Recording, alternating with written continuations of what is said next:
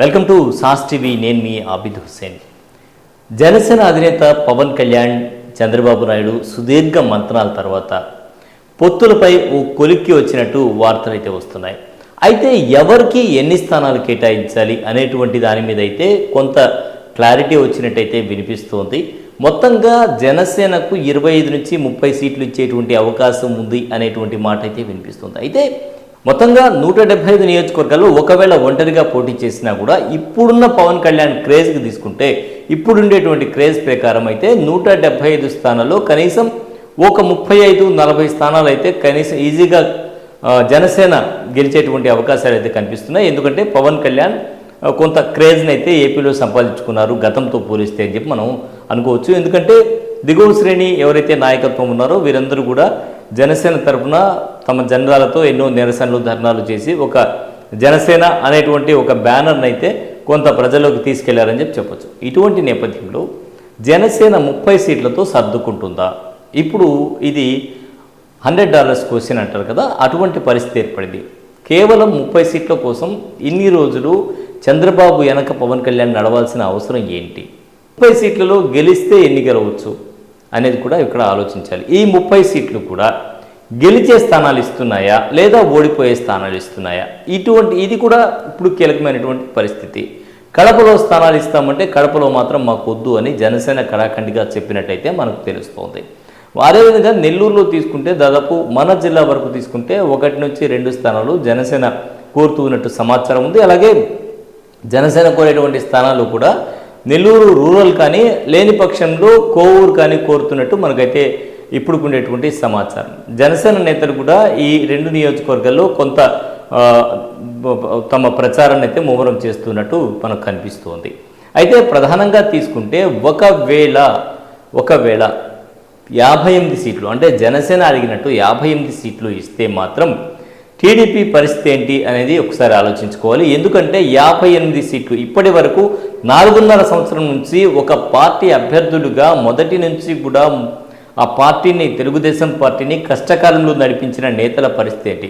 ఒక్కసారిగా 58 నుంచి 60 సీట్లు కనుక జనసేనకి ఇస్తే ఈ 60 మంది ఇంతవరకు అంటే ఒక క్యాడర్, ఒక చిన్న మీటింగ్ పెట్టాలంటే కూడా చాలా వరకు ఖర్చుతో కూడుకున్న పరిస్థితి. అటువంటిది 4.5 సంవత్సరం ఒక నేత ఎంత ఖర్చు పెట్టి ఉంటాడు? ఇదంతా కూడా క్యాలిక్యులేట్ చేసేటువంటి పరిస్థితి ఉంటుంది.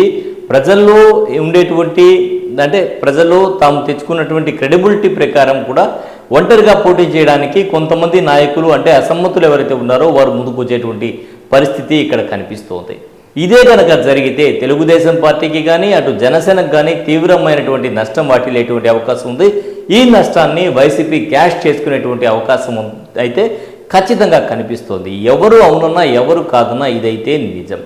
ఒకవేళ 30 సీట్లు ఇస్తే మాత్రం జనసేన నేతలు ఊరుకుంటారా అంటే అక్కడ కూడా అసమ్మతి రేగేటువంటి అవకాశం ఉంది. ఇప్పటికే పలు ప్రాంతాల్లో టీడీపీ జనసేన నేతల మధ్య సయోధ్య కుదరడం లేదు, ఒకరికొకరు గొడవలు పెట్టుకుంటూ ఉన్నారు అనేటువంటి మాటలు కూడా మనకు వినిపిస్తున్నాయి. ఎందుకంటే ఒక వరలో 2 కత్తులు ఇమడవు, ఈ మాట అందరికీ తెలిసిందే, కొత్తగా మనం చెప్పాల్సిన అవసరం లేదు.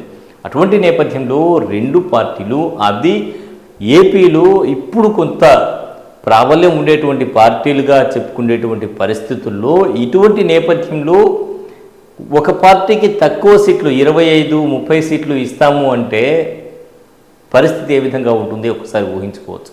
సో ఇటువంటిది కనుక జరిగితే మాత్రం వైసీపీకి లబ్ధి చేకూరేటువంటి అవకాశం ఉంది, వైసీపీ లాభపడేటువంటి అవకాశం ఉంది. వైసీపీలో అసమ్మతులు లేరా అంటే ఎస్, వైసీపీలో కూడా అసమ్మతులు ఉన్నారు. వారు కూడా ఇప్పుడు చాలామంది చాలా ప్రాంతాల్లో తమకు నచ్చని అభ్యర్థులకు ఇచ్చారనో లేకపోతే తమకు సీట్లు ఇవ్వలేదనో జంప్ చేసేటువంటి అవకాశం అయితే కనిపిస్తోంది. ఇక్కడ వైసీపీ విషయం తీసుకుంటే వైసీపీలో జగన్ మేనియా, కేవలం జగన్ ఫోటోతోనే గెలిచాము అని చాలామంది అభ్యర్థులు చెప్పుకున్నారు. అది వాస్తవం కూడా. ఎందుకంటే ప్రజా సంక్షేమ పథకాలతో నేను ముందుకు వస్తున్నాను, నేను సైతమని ఆయనైతే ముందుకు వస్తున్నారు. జనసేన మేము సైతం అంటూ ముందుకు వస్తుంది. నారా లోకేష్, తెలుగుదేశం పార్టీలు మేమెక్కడ తక్కువ అని వాళ్ళు కూడా ముందుకు సాగుతూ ఉన్నారు. ఈ నేపథ్యంలో రసవత్తరమైనటువంటి రాజకీయం ఈ నెలకొన్న పరిస్థితి ఏపీలో కొనసాగుతూ ఉంటే నేను మాత్రం ఏం తక్కువ అని షర్మిల కాంగ్రెస్ పార్టీ నుంచి పోటీలోకి వచ్చున్నారు. సో కాంగ్రెస్ పార్టీ వల్ల ఎవరికి నష్టం అనేటువంటిది చూస్తే ఆల్రెడీ మనకు కాంగ్రెస్ పార్టీ వల్ల వైసీపీకి ఓట్లు తగ్గేటువంటి అవకాశం ఉంది, కొంత చీలికి వచ్చేటువంటి అవకాశం ఉంది. అది పెద్దగా పట్టించుకోవాల్సిన అవసరం లేదని సజ్జల రామకృష్ణారెడ్డి చెప్పడం జరిగింది. అయితే అటువంటి ఏదైతే ఓట్లు కోల్పోతారో అవన్నీ కూడా ఒకవేళ జనసేన టీడీపీ మధ్య ఇబ్బందికర పరిణామాలు ఏర్పడి ఒకవేళ సయోధ్య కుదరకపోతే మాత్రం ఖచ్చితంగా అది వైసీపీకి లబ్ధి చేకూరేటువంటి అవకాశం ఉంది. వైసీపీకి బ్రహ్మాస్త్రంగా మారేటువంటి అవకాశం అయితే లేకపోలేదు. ఇది ఇవాల్టి స్పెషల్ స్టోరీ. మరో స్పెషల్ స్టోరీలు మళ్ళీ కలుద్దాం. అంతవరకు సార్ నమస్కారం.